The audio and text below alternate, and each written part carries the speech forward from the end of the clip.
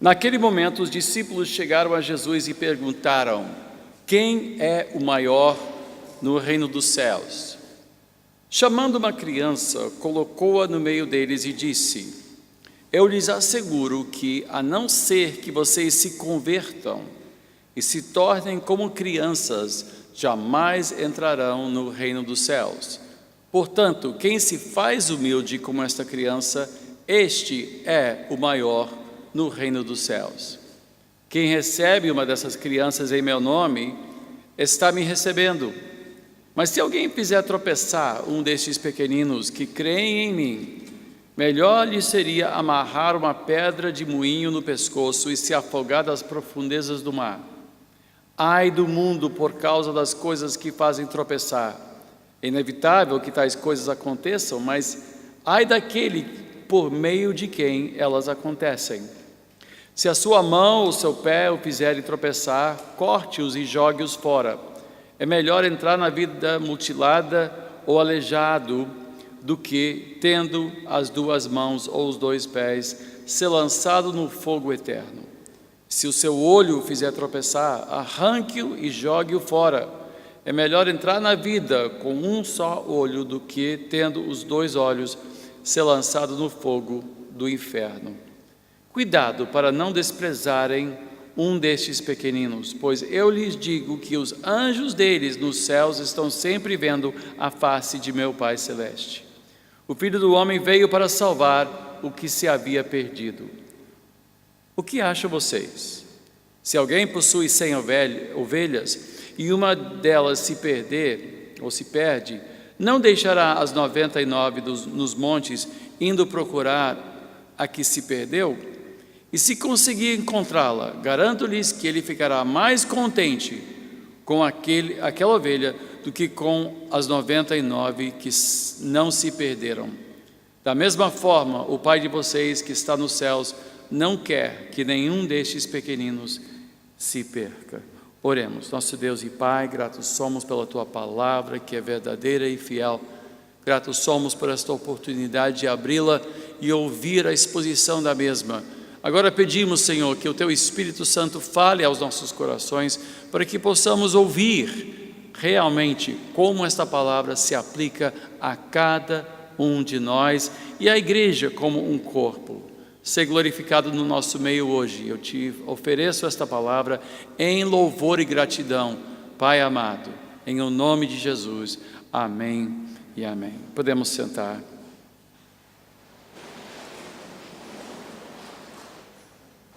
Essa é a terceira mensagem sobre as parábolas do nosso Senhor Jesus Cristo. Se porventura você perdeu alguma delas, elas estão disponíveis no canal da YouTube, simplesmente chamado Catedral, Espaço ICNB.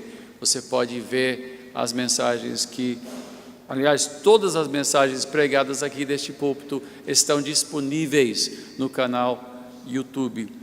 Mas vamos continuar. Estamos falando sobre as parábolas que falam sobre o reino de Deus. Este reino que o mundo não entende, este reino que o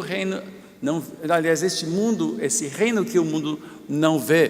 Tanto que semana passada, quando nós estudamos as 6 últimas, tendo estudado a primeira das 7 parábolas de Mateus capítulo 13, nós vimos que o reino de Deus é como um grão de mostarda, que uma vez plantada ela desaparece, ela é pequena, ela não aparece, não faz estardalhaço, o mundo não vê, mas ele cresce e se torna a maior das hortaliças, se tornando uma árvore onde os pássaros podem pousar e a fazer ninho. Nós sabemos também que o reino de Deus é como fermento. Fermento não é algo que você nota quando faz pão. Você não diz assim: puxa, que pão de fermento gostoso, né? Você gosta de pão de centeio, ou pão de aveia, ou pão de alguma coisa. Fermento não é algo que chama atenção, não é algo que sobressai. O que sobressai é o bolo, ou é o pão. Mas o fermento faz crescer, e ele diz que o reino de Deus também é assim, não é algo que chama atenção. E como nós falamos semana passada, a igreja ao redor do mundo, 90% das igrejas ao redor do mundo tem menos de 200 membros, e pasmem, 80% das igrejas ao redor do mundo têm menos de 100 membros. São igrejas pequenas, que não fazem estardalhaço, mas que continuam a crescer e se espalhar pelo mundo todo. E onde a igreja é perseguida, nós temos visto a igreja crescer mais e mais e mais. Há literalmente dezenas e dezenas, e alguns até postulam talvez centenas de milhões de cristãos na China, onde a igreja é subterrânea e onde pessoas precisam se reunir em secreto nos porões das suas casas, porque são patrulhados pelo governo. Ou seja, o reino de Deus não depende de um show, não depende de mostrar sua cara e ser relevante nos termos do mundo, mas depende sim da palavra de Deus sendo pregada com fidelidade e o povo se reunindo em comunhão. Jesus ensinou por parábolas, e nós vimos isso na primeira mensagem, para revelar aos seus a dinâmica do reino, as regras do reino, como é o reino, o futuro do reino, mas também ensinou em parábolas para ocultar daqueles a quem ele não queria revelar a verdade. E isso é uma coisa surpreendente, isso nos surpreendeu quando lemos sobre a parábola, quando estudamos a parábola do semeador no início do capítulo 13. Mas todas as parábolas, todas as 14 parábolas que nós achamos no livro de Mateus apontam para este reino, o reino de Deus, que é o quê? É o domínio de Jesus, é onde Deus reina através do seu Filho, e nós vimos isso em Colossenses capítulo 1, versículos 13 e 14, e eu cito: pois ele nos resgatou do domínio das trevas e nos transportou para o reino do seu Filho amado, em quem temos a redenção, a saber, o perdão dos pecados. O reino de Deus, portanto, se define por aqueles que passam pela redenção, que passam pelo perdão de pecados. O reino de Deus não é o avanço de justiça ou inclusão social. Há certas parcelas da igreja que procuram um certo ativismo político, dizendo que estão avançando o reino de Deus. O reino de Deus não se avança por atividade política, e sim pela pregação do Evangelho, e todo aquele que se rende a Cristo é traduzido do reino das trevas para o reino do Filho de Deus. O reino de Deus, portanto, é algo que passa por Cristo, pelo reinado de Cristo. Todavia, nós vimos semana passada também que o reino de Deus compreende ainda uma mistura. O reino de Deus está aqui, está entre nós, mas ainda não foi consumado, ainda não foi purificado. Há mistura, tanto que vimos a parábola do semeador, novamente dizendo que enquanto a boa semente foi semeada, o inimigo veio à noite e semeou joio.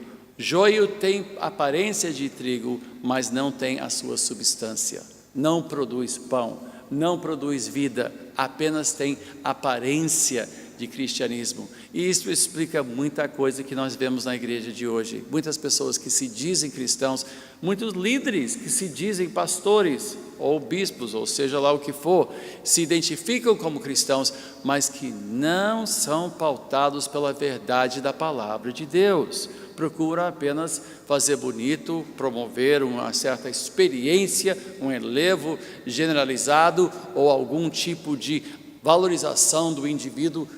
E como eu já falei aqui, nós não estamos aqui para fazer com que você se sinta melhor a seu próprio respeito, e sim que você entenda que a única maneira de você ter valor é se submetendo a Deus, pois Ele nos confere valor, não nós mesmos. Nós somos pecadores salvos pela graça de Deus somente. Bom, chegamos a uma parábola simples agora em capítulo 18, a única parábola que nós achamos em capítulo 18, que é a parábola, e eu não li somente a parábola, eu li, mas vamos voltar a ler somente a parábola que começa em versículo 12. A parábola só dura 3 versículos, aliás, só dura 2 versículos, que é: o que acham vocês? Se alguém possui 100 ovelhas e uma delas se perde, não deixará 99 nos montes, indo procurar o que se perdeu?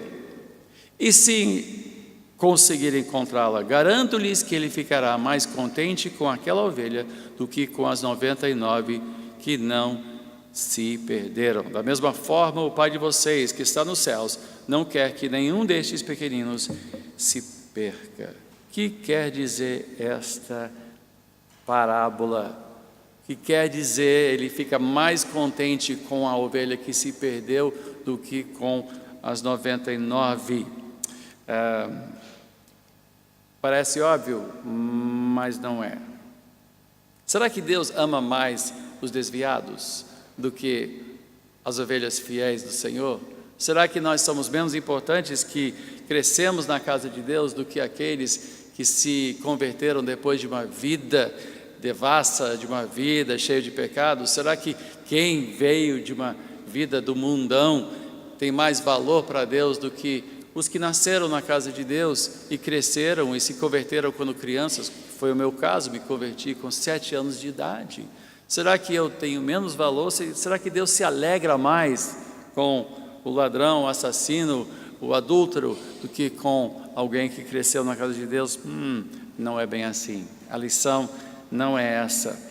Agora, para entender esta parábola, nós temos que recorrer a outros recursos, porque as parábolas que nós vimos semana passada e retrasada tiveram o benefício de uma explicação do próprio mestre. Jesus explicou a parábola do semeador e ele também explicou a parábola do joio. Aqui ele não explica, nós não temos o benefício, então nós temos, para entender, para interpretar essa parábola, que recorrer a outros recursos, que principalmente aqui é o recurso do contexto. O contexto vai assinalar, vai nos mostrar o que significa esta parábola. Então, vamos voltar ao início. O início do capítulo começa com uma discussão bem insólita, bem problemática, não é? Os discípulos tiveram coragem de chegar para o mestre, o rabino Jesus de Nazaré, já ouvindo sua pregação sobre o reino de Deus, pois tanto João Batista pregou: arrependei-vos porque o reino de Deus está próximo.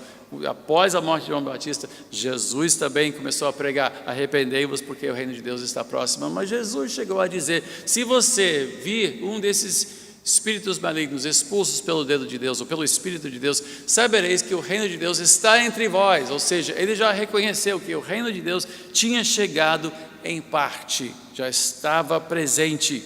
E então eles já com essa consciência, sabendo que o reino de Deus estava por vir, ou que estava entre eles, a compreensão não era perfeita. Podemos ver até depois deles perguntarem certas coisas: será que agora tu vais estabelecer o teu reino? Isso já quase que momentos antes da ascensão, eles perguntam, e ele diz: não interessa saber nem o tempo, nem a hora, essas coisas, mas a ele anuncia a vinda do poder de Deus, o Espírito Santo vindo do alto. Mas eles perguntam: quem é o maior de nós entre o reino? Por que eles perguntariam uma coisa tão absurda? Por que eles estavam preocupados em saber quem era o principal entre eles? Eram homens simples, eram pescadores. Talvez o mais educado entre eles teria sido Mateus, o coletor de impostos, mas como coletor de impostos, certamente malquisto pelos outros, pelo menos antes deste convívio. E como já falei, estranho esse convívio, porque tinha um zelote. Os zelotes eram revolucionários que faziam até resistência armada a Roma, e no mesmo círculo de discípulos havia um coletor de impostos, ou seja, alguém a serviço. Tinha um funcionário público e alguém da oposição dentro do mesmo círculo. Conseguiram conviver em torno de Jesus, mas eram homens simples na sua maioria. Como é que eles chegaram a tal ponto de querer saber quem era mais importante entre eles? Bom, a única coisa que eu consigo concluir é que eles eram bem normais e bem parecidos conosco. porque nós também nos comparamos uns aos outros constantemente. Estamos sempre nos comparando, sempre tentando robustecer o nosso autoestima, sempre tentando saber quem manda aqui.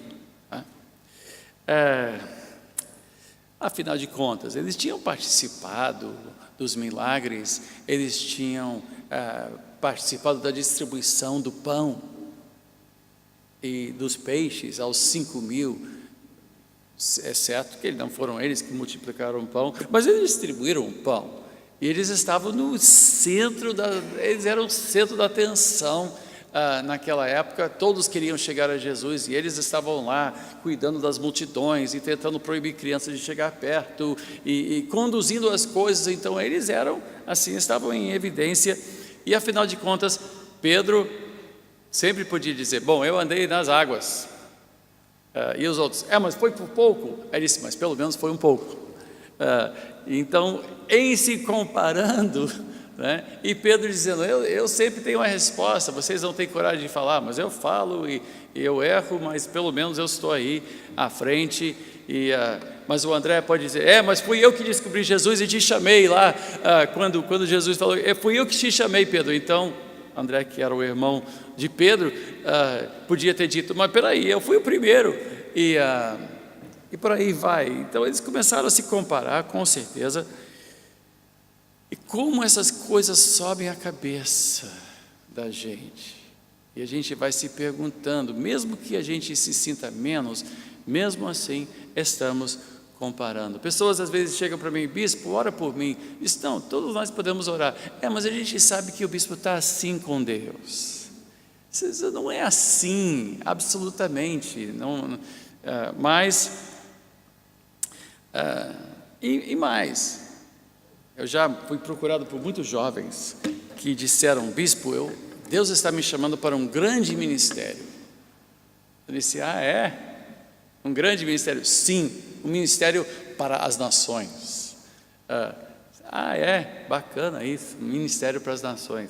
Como a gente já quer, não queremos ser pequenos servos de Deus, nós queremos ser grandes servos de Deus. Não queremos ser pequenos homens de Deus, queremos ser grandes homens de Deus, ou grandes mulheres de Deus, ou grandes, enfim, nós queremos participar de algo grande, algo de uma magnitude que faça com que nos sintamos importantes. E essa foi a intenção e a motivação dos discípulos: quem é o maior entre nós? E então Jesus faz algo que para nós hoje em dia não parece tão radical, mas naquele dia, nos tempos de Cristo, crianças não eram nada.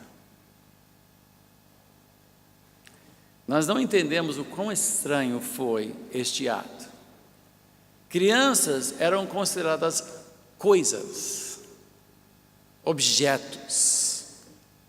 Hoje nós temos o Dia da Criança, nós valorizamos crianças e romantizamos essa questão de crianças. Nós olhamos a criança e ficamos assim comovidos, o sorrisinho da criança, e todo mundo tem aquele momento bilu-bilu, e a criança é coisa rica, é coisa fofa, é um fofucho, é aquela coisa, né?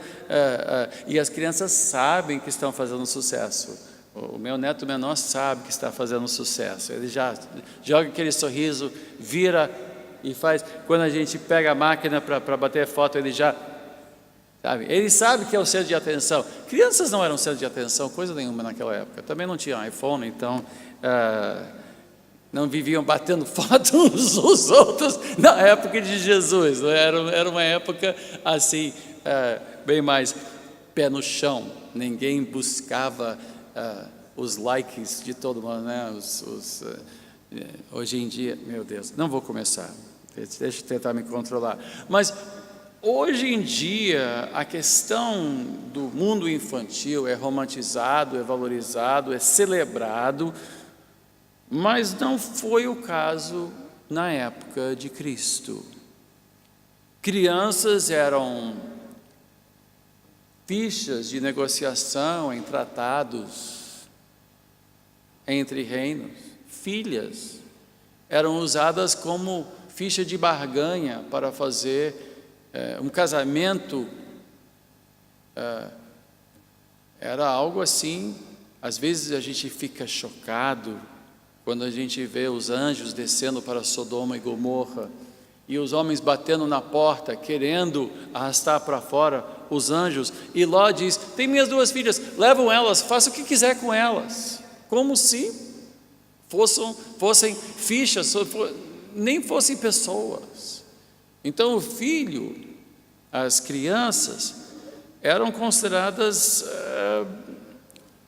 coisas, tanto que a palavra no grego para criança é no neutro, não é nem masculino nem feminino, é apenas uma coisa, é uma coisa. Literalmente, Jesus poderia dizer: se você não for que nem essa coisa, não pode entrar no reino de Deus. Literalmente, não era considerado uma pessoa. Eu me lembro uma vez que eu estava dando uma bronca no meu filho mais velho, quando ainda pequeno, e eu não estava deixando ele falar. Finalmente ele parou e disse: pai, deixa eu falar, eu sou uma pessoa. Aí eu levei um susto e disse: é verdade, é verdade. E nós ainda temos a tendência de tratar crianças como coisas, não é? Vem, filho, vem jantar. Mas não terminei meu programa, não quero nem saber. Vem jantar agora.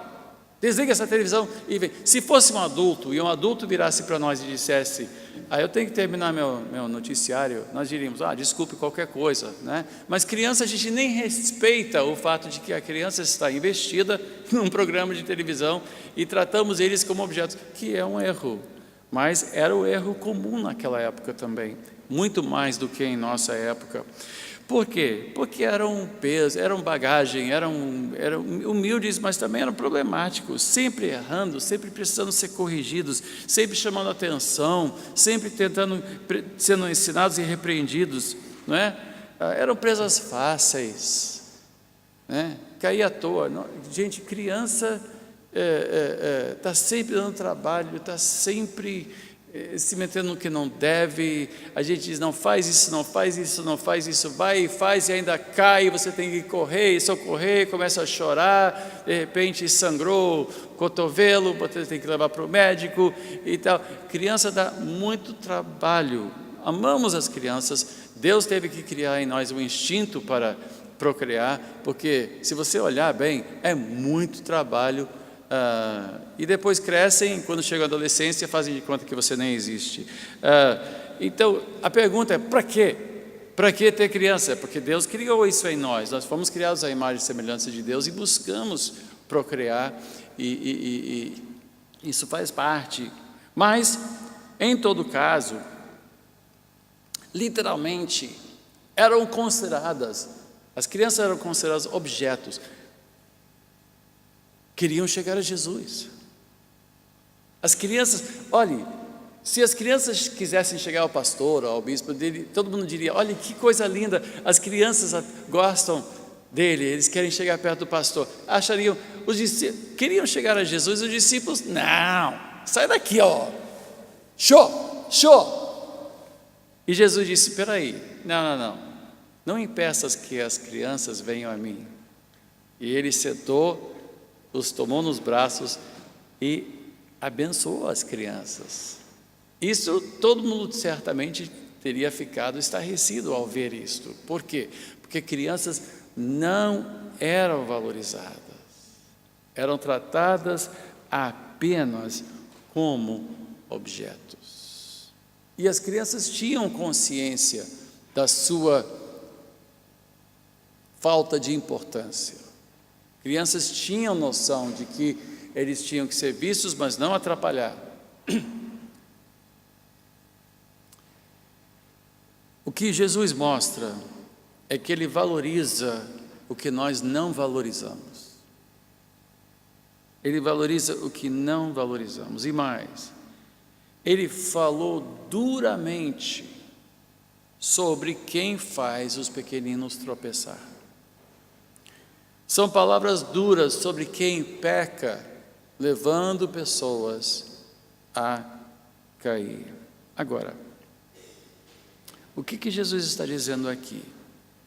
A parábola mostra que Jesus valoriza o que nós não valorizamos e valoriza quem nós não valorizamos. As crianças da igreja, as crianças do reino. E mais, ele diz, para vocês entrarem no reino, precisam se tornar que nem uma delas. Você tem que entender que você não é nada. Sem Deus, eu não sou nada. E com Deus, ainda continuo sendo o nada que Ele amou. Porque aqui não é só uma questão de entrar no reino dos céus, porque Ele fala no sentido que até do futuro, da consumação do reino de Deus. Ou seja, nós continuamos como nós entramos. Nós continuamos como crianças. Nós continuamos como insignificantes. Jesus mandou 70, de 2 em 2. Ele chamou 70 dos seus discípulos, porque ele tinha os 12, que era o círculo mais fechado, mas tinha um grupo maior que seguia os seus ensinamentos. E ele chamou 70, e ele mandou eles, de 2 em 2, pregar o reino de Deus, curar os enfermos, expulsar demônios. E eles voltaram entusiasmados. Olhe só, até os demônios nos obedecem. E olhe, quando você começa a expulsar demônios, eu já fiz isso muito na minha vida, quando você expulsa demônios, depois de passar aquele primeiro medo, porque quando você vê a primeira vez uma pessoa possuída, é muito traumático, é uma coisa assim violenta, uma coisa assim desagradável, mas se você tiver compaixão no coração e entender que aquela pessoa está sofrendo terrivelmente, você encara, você vai, você repreende, sai em nome de Jesus, você batalha até a pessoa sair, e então você leva a pessoa a fazer a confissão de fé. Mas há pessoas que se encantam por esse ministério e decidem que agora vão ter o ministério de libertação. E eu já estive em igrejas, já pastoreei, e já teve casos de pessoas que se encantaram tanto, que eram os primeiros a correr para cima de alguém que manifestava algum tipo de... Eu já vi um homem tão doido para expulsar demônios, que até passou um vento num dia de chuva pelo saguão, e caiu um guarda-chuva no chão, ele virou e disse, sai em nome de Jesus, porque ele estava tão imbuído assim dessa militância, né? Qualquer coisinha, ele, opa, sai, tal. Por quê? Porque, gente, quando você encara um bicho desses, e você vê o poder do nome de Jesus Cristo exercido, e liberta uma pessoa de possessão demoníaca, a alegria de ver, depois de passar, você de repente começa a sentir, eu tenho a força, eu tenho o nome de Jesus, cuidado comigo. E eles voltaram, cheios de gás, cheios de entusiasmo. Olha, até os demônios, a gente manda nos demônios. E ele disse, olha, não é nisso que você tem que se gloriar, tem que se gloriar em uma coisa apenas, que seu nome está escrito no livro da vida, você está salvo. Esse é o resumo do que deve nos alegrar, é o auge de qualquer ambição ou realização, que não é nem nossa, a realização foi de Cristo na cruz, ou seja, você foi salvo. Acima disso, não tem nada, não tem um segundo passo em termos de o que você pode acrescentar a seu currículo. Você nunca será mais do que um pecador salvo pela graça de Deus. Entrou? É isto. Agora, quando a parábola diz, o que a parábola está ensinando, literalmente, e ele usa essas palavras, não devemos desprezar os pequeninos. Ele está tentando mostrar, não só que há pessoas, ele não está tentando dizer que há uns que são assim menos do que outros, ele está ensinando que todos nós somos pequeninos, ninguém deve ser desprezado. Todos nós, ele diz, para entrar no reino dos céus, você tem que ser que nem um desses pequeninos. Então ele diz, não despreze quem você imagina ser pequenino, porque todo mundo é. Eu sei que você não gosta de dizer nada para o seu vizinho, porque alguns já reclamaram disso, mas eu agora vou pedir que você diga para alguém, você é um dos pequeninos. Diga, pode dizer, você é um dos pequeninos. Pode dizer para o seu vizinho, diga para o seu vizinho, você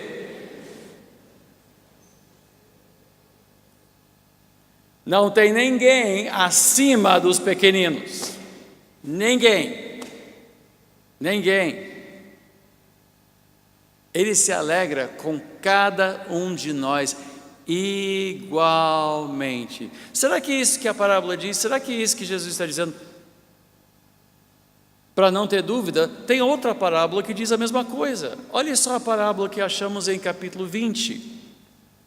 Agora vamos virar a página, é só uma página, e ler uma parábola que mostra isto de uma maneira extraordinária, brilhante isso.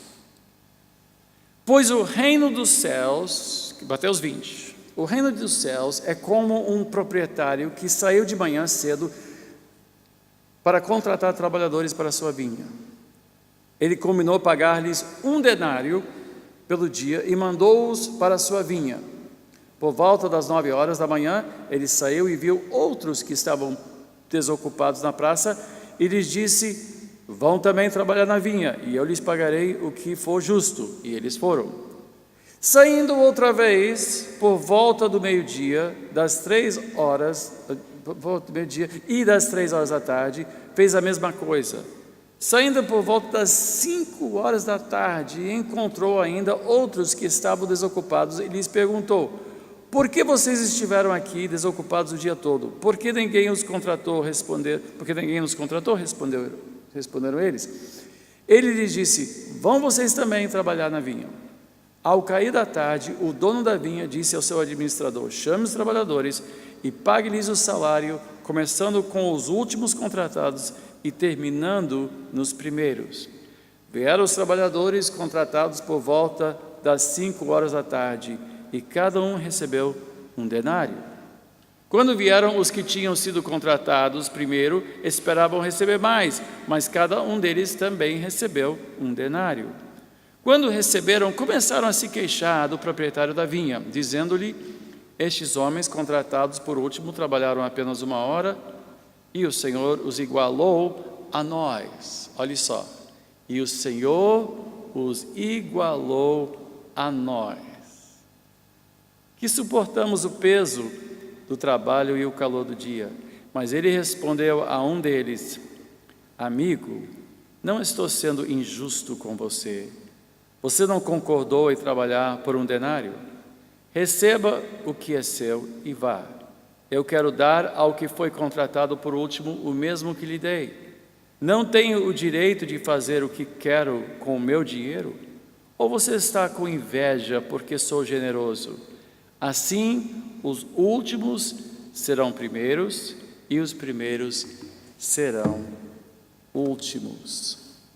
É claro que quem tem mais tempo no reino se acha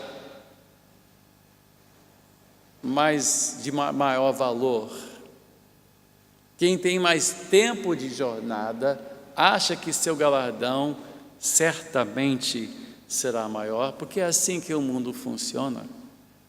O mundo funciona baseado em mérito, é uma meritocracia. Nós temos um sistema onde cada um faz por onde e ganha segundo o seu mérito. Quem trabalha mais, ganha mais. Quem trabalha em coisas mais produtivas, costuma ganhar mais. Na igreja, há pessoas que trabalham mais e estão há mais tempo. Há quem realize mais, quem oferta mais, quem ensina mais, quem galga a escada eclesiástica e se acha mais, mas nunca será mais do que um desses pequeninos. E a recompensa continua sendo um denário. É a mesma recompensa. A parábola mostra que no reino todos são nivelados pela graça de Deus somente. A Ele cabe a decisão de recompensar segundo a sua graça. A recompensa é o quê? É a pérola de grande preço. Nós vamos falar sobre a pérola. Aliás, falamos sobre a pérola em capítulo 13. A recompensa é o tesouro escondido no campo. A recompensa é comunhão eterna com Deus. Acima disto, não há nada. O que há de mais sublime que ter comunhão com Deus por toda a eternidade? Não há nada. Não há nada neste mundo, certamente, mas nós já vivemos uma realidade que está por vir. Nós já vivemos uma parcela do que virá na consumação, quando Cristo voltar. Então sim, os anjos virão e farão a colheita. Alguns serão lançados no fogo eterno, onde há choro e ranger de dentes, onde há sofrimento e remorso. Outros viverão com Ele, brilharão como o sol, estarão com Ele por toda a eternidade. Os filhos de Deus, então, serão revelados. Mas entre os filhos de Deus haverá absoluta igualdade, e aquele que será, sim, exaltado é o Senhor. Ele é quem é exaltado. Só que já vivemos esta realidade no reino que já está entre nós, que nós achamos na igreja. Na igreja, a mistura, sim, semente boa, semente ruim. Na igreja, o mundo ainda não vê o reino ainda é uma semente plantada, ainda é um fermento que não aparece.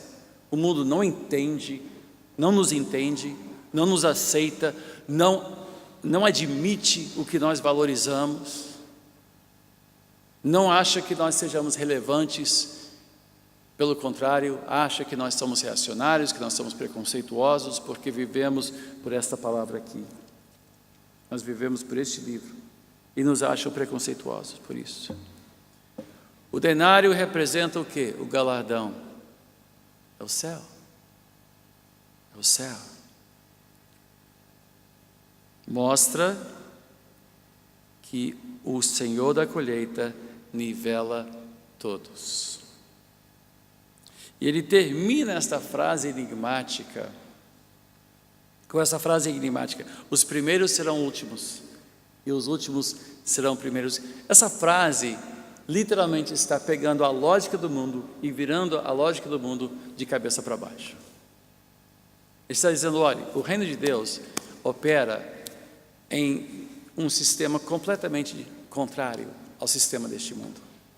O que você pensa que sabia antes no reino é tudo diferente. Então isso quer dizer que não existe graduação aqui. No reino não existe pessoas com mais status do que outras. No reino não existem VIPs. Não tem sala VIP no reino. Não tem banco VIP na igreja. Temos destacado os lugares para introdutores, mas é só isso, isso é uma questão prática, mas não existe uma ala especial para os VIPs, não existe pessoas nem grandes, nem pequenas, todos nós somos pequenos. Por quê? Porque toda a honra, e toda a glória, pertencem somente a Cristo. Não a nós, não a um de nós sequer. Temos funções diferentes. Eu tenho uma função na igreja. é apenas uma função, não é uma importância maior, é uma função. Eu fui chamado para cumprir um papel na igreja.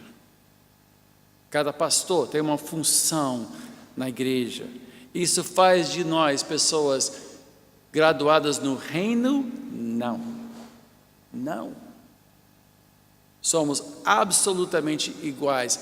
Não porque somos uma igreja democrática. Isso não é um papo democrático. Ah, não, somos todos humildes. Tal. Não, não. Isso não é um papo democrático. Há uma hierarquia funcional na igreja, sim. Há uma hierarquia. Essa igreja tem bispo, tem pastor, tem diáconos, temos missionários em outros lugares do Brasil. Mas em termos de importância,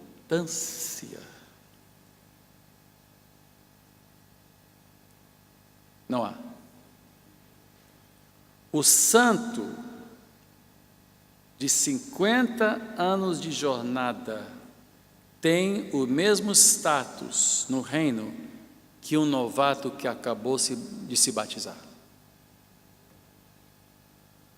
No reino, ele tem a mesma importância. A cada dia, eu começo de novo minha jornada como um pecador salvo pela graça. Eu tenho 60 anos, eu entreguei minha vida a Cristo com 7. Ou seja, eu tenho 53 anos de jornada. Hoje, eu respondo por uma denominação.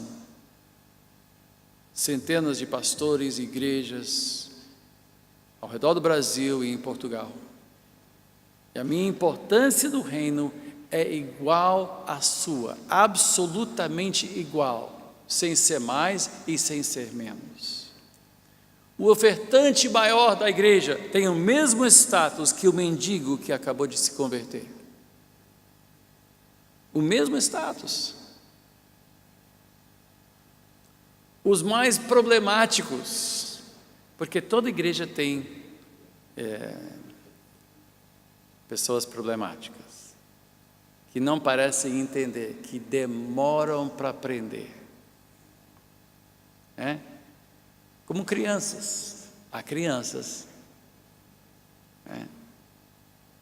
E são pessoas que dão trabalho, têm o mesmo status que aquela. Porque tem gente que entra, se converte, parece entender tudo e cresce muito rapidamente na sua jornada. E tem outras pessoas que são teimosas e problemáticas e briguentas e complicadas e vivem fazendo bobagem. Tem a mesma importância no reino de Deus. A mesma importância. Todos.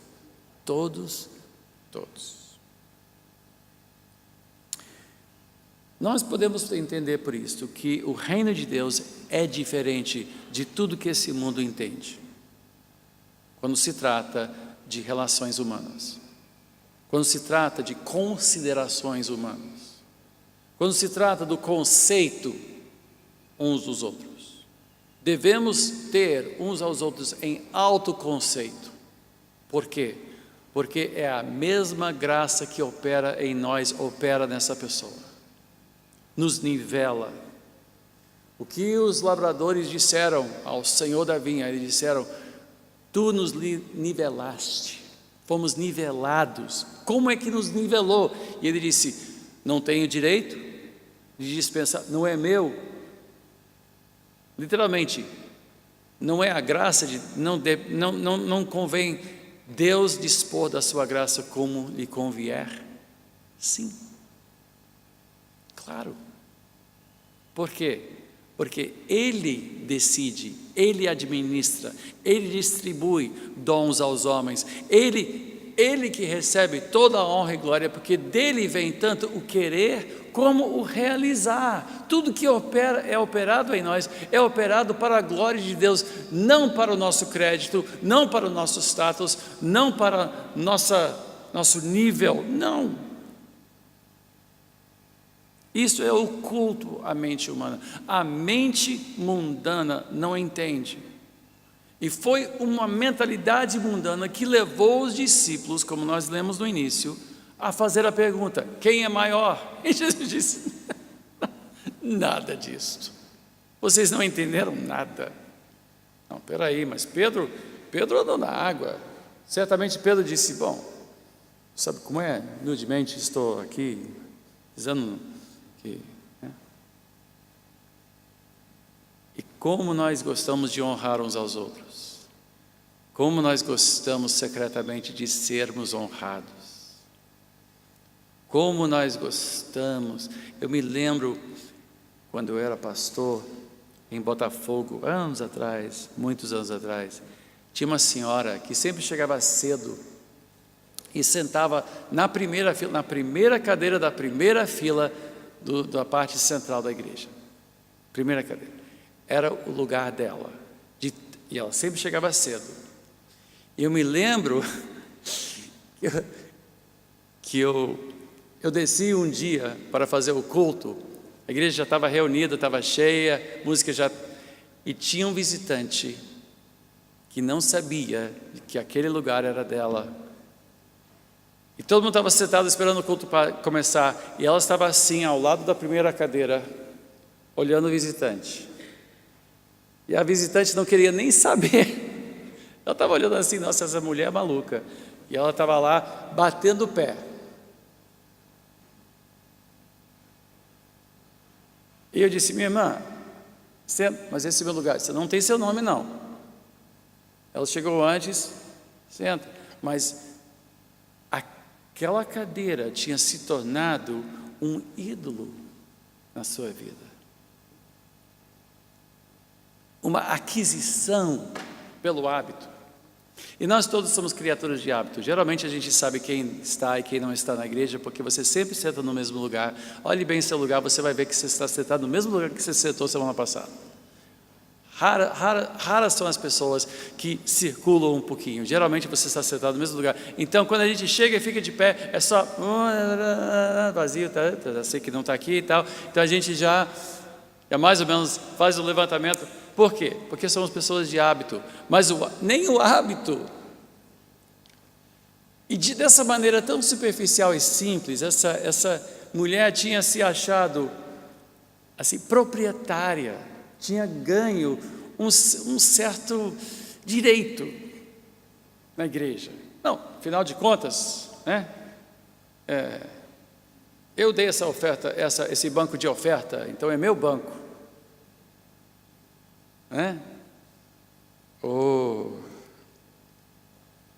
A verdade é a seguinte: a tendência de todos nós é de fazer a acepção de pessoas.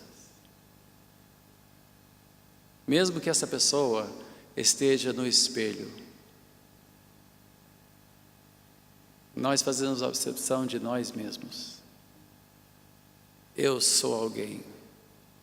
Você sabe o que eu já fiz na obra de Deus. Você já sabe o que eu já realizei. E tem pessoas que chegam e visitam nossa igreja e dizem: eu acho que eu vou ser membro dessa igreja. Agora, entenda, na igreja de onde eu vim, eu fui líder disso, fui professor daquilo e tal. Então, humildemente estou oferecendo aqui os meus préstimos e só falta dizer: vocês têm sorte de eu ter vindo para essa igreja. Vocês não sabem a sorte, vocês ganharam na loteria tendo alguém como eu nessa igreja. E o que nós fazemos? Pastor John, Pastor Marcelo, o que a gente faz? A gente, assim, educadamente dizemos: pode sentar.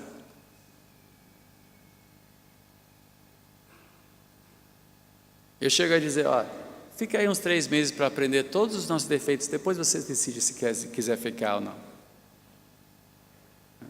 Porque agora eu vou ser membro dessa igreja, agora eu vou ser membro dessa igreja. Calma, tem que fazer um curso. Um curso? Você sabe de onde eu vim? Você sabe o que eu já fiz? E o pior é que, dependendo da igreja, a pessoa nem entende o evangelho, mas já se acha. Não pode se achar. Não pode. Não importa quanto tempo você tem de evangelho, a cada dia você acorda e tem que dizer: Senhor, tem misericórdia de mim, um pecador. Quando você se gloria, gloria em quê? No fato de ter o seu nome escrito no livro da vida. É só. É só. Só isso. No reino, ou você está dentro, ou você está fora. É o único diferencial. É graça ou nada. E o que é de graça não pode nos conferir qualquer tipo de honra, qualquer tipo de título, qualquer tipo de diferencial ou graduação. E se você for do reino, talvez você não seja uma das pessoas que se acha, mas talvez você se acha pouco. E deixa eu terminar dizendo para você: você é precioso para Deus. Ele celebrou a sua entrada no reino.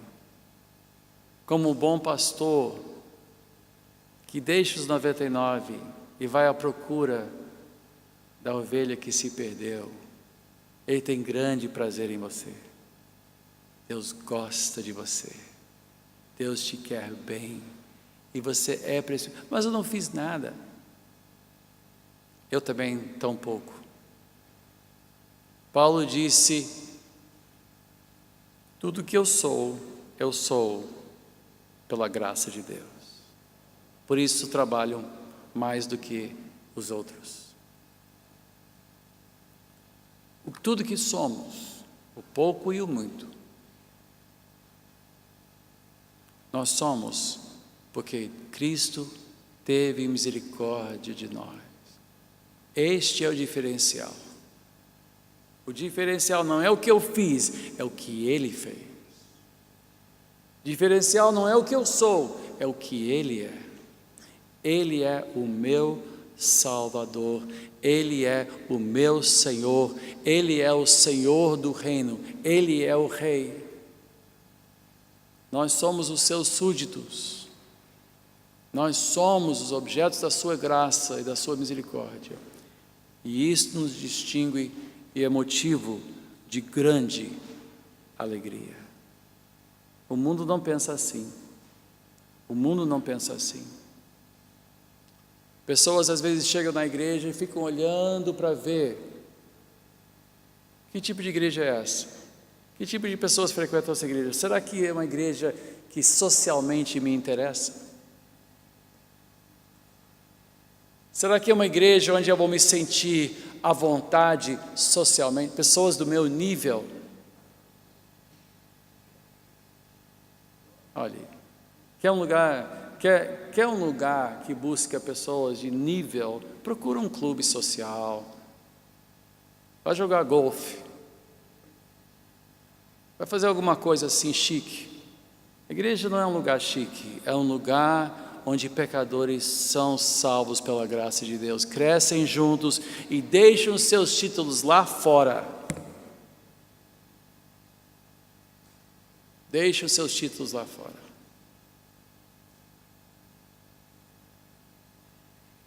Eu me lembro que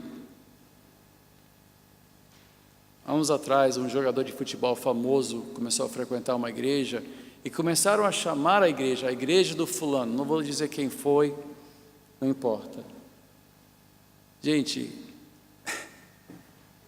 se entrar uma celebridade, trata com gentileza, mas não dê um lugar especial. Deixa sentar onde for e não fique badalando. Se entrar alguém conhecido, alguém famoso, um ricaço, esquece isto. Porque essa pessoa, no fim, vai para o céu e Deus não está interessado no seu ibope, ou no seu carro, ou no seu endereço, ou na sua educação, de quantas letras você tem depois do seu nome. Por quê? Porque sem Deus nós somos coisas, nós somos pecadores, nós somos inimigos de Deus. Nós somos filhos do diabo. E se for filho do diabo, celebridade, precisa de salvação tanto quanto o filho do diabo, mendigo. E quando ele é salvo, ele se torna filho de Deus na mesmíssima condição. Então aqui nós não temos reuniões especiais para pessoas VIPs. Esse lugar está aberto para todos. Ministramos igualmente a todos. Se você tiver um nome conhecido, vamos apertar sua mão, tanto quanto a pessoa do seu lado, que talvez lave roupa para sustentar a sua família. Não importa. No reino de Deus, são os pequeninos. Para entrar no reino, tem que se fazer igual a um desses pequeninos. Vamos orar.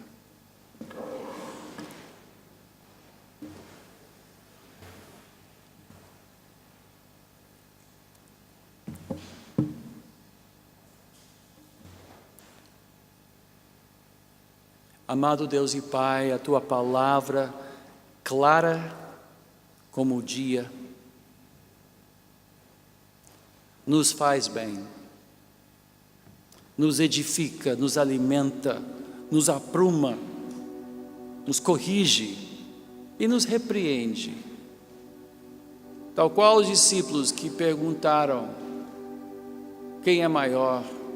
O nosso coração nos trai. Perdoa-nos, Senhor. Perdoa-nos estas vaidades que são fruto da nossa carne. Essas vaidades que são um reflexo do mundo no qual vivemos. E sempre foi assim.